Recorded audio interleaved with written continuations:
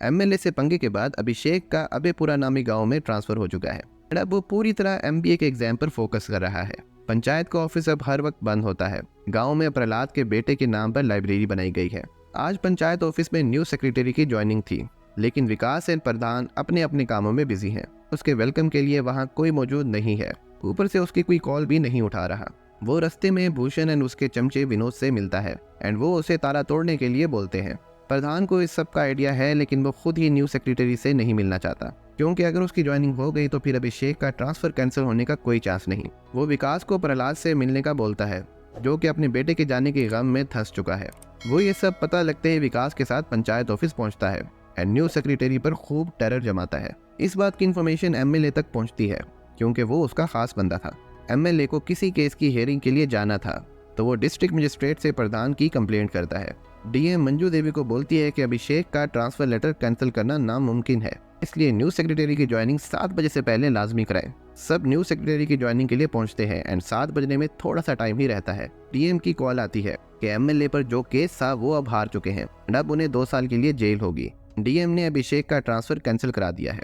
सब खुश हैं, न्यू सेक्रेटरी को रवाना कर देते हैं। अभिषेक को रिंकी से पता चलता है एंड वो खुशी में नेक्स्ट डे सामान बाइक पर रखकर पहुंच जाता है। जगमोहन की दादी अभिषेक से मिलने उसके ऑफिस आती है।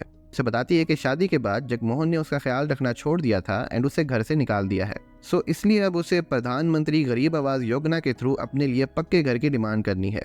बैंक जाते हुए जगमोहन के घर के सामने वाले खड्डे में प्रधान जी की बाइक गिर गई थी। मंजू देवी को थोड़ी सी चोट आई एंड उन्होंने जगमोहन के घर में दादी जी को देख लिया था, तो उन्हें लगता है कि शायद वो स्कीम से फायदा उठाने के लिए झूठ बोल रही हैं। अभिषेक विकास के साथ इन्वेस्टिगेट करने के लिए जाता है, तो उसे पता चलता है कि दादी जी वाकई झूठ बोल रही थी। अब जगमोहन का प्लान फेल हो चुका है, लेकिन वो अभिषेक को बोलता है कि वो गांव में सबको बता देगा कि गांव की रोड के हालात बुरे हैं, क्योंकि प्रधान जी खुद ही उस रोड में गिर गए थे। सो नेक्स्ट टाइम लोग उनको वोट देने से पहले 2 बार सोचेंगे।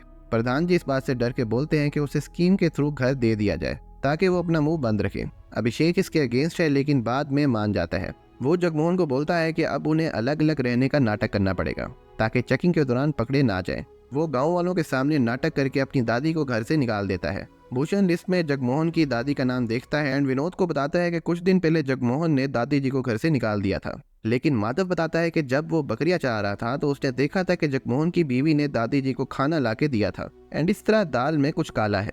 भूषण इन्वेस्टिगेट करने के लिए जगमोहन के घर जाता है, बट अभिषेक को पता चल जाता है एंड वो पहले ही जगमोहन को अलर्ट कर देता है। जब भूषण वहां पहुंचता है तो जगमोहन अपनी बीवी से लड़ाई का नाटक स्टार्ट कर देता है।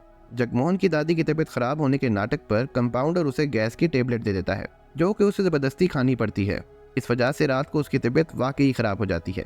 अभिषेक फौरन वहां पहुंच के दादी को हॉस्पिटल लेके जाता है एंड टाइमली पहुंचने की वजह से दादी जी की जान बच जाती है। जगमोहन अब नहीं चाहता कि दादी जी अलग रहे, लेकिन दादी जी स्कीम से फायदा उठाना चाहती हैं। जगमोहन प्रहलाद के पास हेल्प के लिए जाता है। प्रहलाद को पता है कि अपनों के बिछड़ने का गम क्या होता है। वो दादी जी को अपने घर लेके आता है, जो कि 6 महीने से बंद पड़ा था। प्रहलाद दादी जी को समझाता है कि अपनों के बिना आप महल में रहो या झोंपड़ी में, दोनों ही काटने के लिए दौड़ते हैं। ये बात समझ के दादी जी लिस्ट से नाम कटवा देती हैं।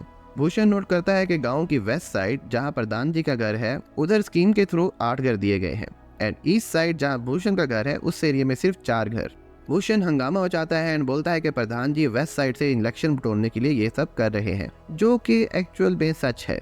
एमएलए अब रिहा हो चुका है एंड भूषण वहां पहुंच के उसे बोलता है कि अगर आपको पुलेरा के लोगों के वोट चाहिए तो गांव में रोड बनवा दें। इस तरह भूषण की बीवी पुलेरा के इलेक्शन जीत जाएगी एंड एमएलए को प्रधान जी से बेइज्जती का बदला मिल जाएगा। एमएलए मान जाता है एंड फिर भूषण अपनी बीवी क्रांति देवी, विनोद एंड माधव के साथ पंचायत ऑफिस पहुंचता है एंड बोलता है कि उन्होंने एमएलए को रोड बनवाने के लिए मना लिया है एंड इस तरह क्रांति देवी की वाह वाह हो जाती है। एमएलए अपनी बेटी चित्रा के साथ गांव पहुंचता है। प्रधान जी को इग्नोर करके सीधा भूषण के पास जाता है एंड सारे गांव के सामने भूषण का एक लेवल बन जाता है। एमएलए विनोद के घर जाके मटन खाता है।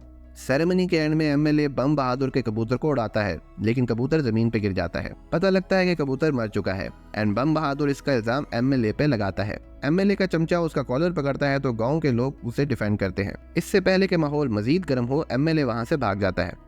रात को न्यूज रिपोर्टर बम बहादुर का इंटरव्यू लेते हैं। बम बहादुर बोलता है कि एमएलए उसके कबूतर की मौत का जिम्मेदार है। एमएलए पर पहले ही एनिमल क्रूरल्टी के केस हैं एंड मजीद बदनामी से बचने के लिए वो भूषण को बोलता है कि बम बहादुर का एक और इंटरव्यू करवाओ, जिसमें वो बोलेगा कि कबूतर बीमार था एंड इसलिए मर गया एंड अगर उसने ऐसा नहीं किया तो वो उसका ऐसा हचर करेगा कि पूरे गांव वाले याद रखेंगे। बम बहादुर बोलता है कि अगर एमएलए प्यार से बोलता तो शायद वो मान भी जाता, लेकिन अब नहीं।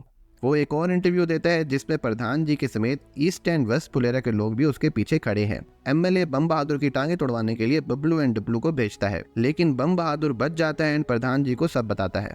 इस बात को लेकर पंचायत में मीटिंग होती है कि एमएलए को किस तरह सबक सिखाया जाए। अभिषेक बोलता है कि एमएलए अपना घोड़ा बेच रहा है एंड जैसे कि सब जानते हैं कि एमएलए फुलेरा गांव को बिल्कुल भी वैल्यू नहीं देता। सो अगर फुलेरा गांव में कोई इसका घोड़ा खरीद ले तो एमएलए की खूब बेइज्जती होगी। लेकिन मसला ये है कि एमएलए घोड़ा किसी फुलेरा के बंदे को नहीं बेचेगा। तो उन्हें आइडिया आता है कि क्यों ना परमेश्वर के अड़ियल दामाद गणेश को घोड़ा खरीदने के लिए भेजा जाए, क्योंकि वो उस गांव से नहीं है एंड एमएलए उसे नहीं जानता। गणेश मान जाता है एंड प्रहलाद उसे अपनी सेविंग्स 5 लाख ला के देता है, जो कि उसने अपने बेटे के लिए रखी थी, लेकिन अब बेटा ही नहीं रहा तो सेविंग का क्या फायदा। गणेश को रवीना से पता चलता है कि रिंकी एंड अभिषेक एक दूसरे को चाहते हैं, तो वो गांव से निकलते ही अभिषेक को रिंकी के साथ बैठने का बोलता है। रिंकी एंड अभिषेक पहले ही गाड़ी से उतर जाते हैं एंड गणेश घोड़ा खरीद के गांव ले आता है, जिस पर गांव वाले खूब जश्न मनाते हैं। भूषण ये देख के एमएलए को कॉल करता है कि आपका घोड़ा तो फुलेरा पहुंचा हुआ है। ये सुन के एमएलए बहुत ही ज्यादा गुस्से में आता है एंड अपनी फौज को तैयार करके फुलेरा पहुंच जाता है। भूषण उन्हें रोकता है एंड बोलता है कि इस तरह आपके वोट खराब हो जाएंगे, लेकिन वो उसे बोलता है कि अगर 3 बजे तक घोड़ा उसे वापस नहीं मिला तो वो फुलेरा पर हमला कर देगा। भूषण सबको इस बात का बताता है, लेकिन कोई उसकी बात नहीं मानता एंड वहां से भगा देते हैं। प्रधान जी एंड गांव वाले मुकाबले के लिए रेडी हैं। भूषण व्हाइट फ्लैग पकड़ के इलेक्शन के लिए सिंपैथी वोट हासिल करने की ट्राई कर रहा है। यहाँ एमएलए प्रधान जी को गोली मारने के लिए रेडी है एंड ऊपर टंकी पर प्रहलाद भी एमएलए पर बंदूक ताने खड़ा है।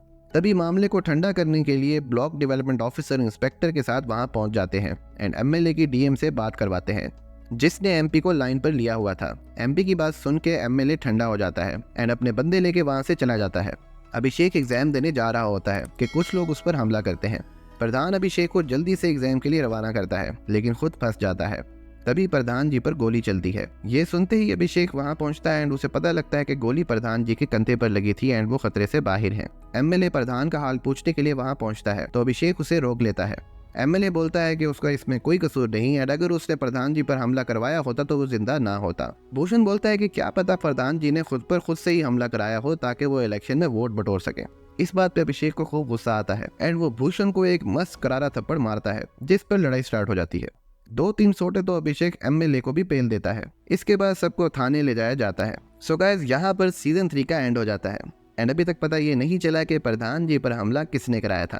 काइंडली कमेंट में जरूर बताइएगा कि आपका शक किस पर है एंड आप नेक्स्ट कौन सा रिकैप देखना चाहते हैं। वीडियो को लाइक करें, शेयर करें, चैनल को सब्सक्राइब करें एंड बेल आइकन जरूर दबाएं ताकि आपसे कोई भी ऐसी वीडियो मिस ना हो। मिलते हैं नेक्स्ट रिकैप में। Till then, take care.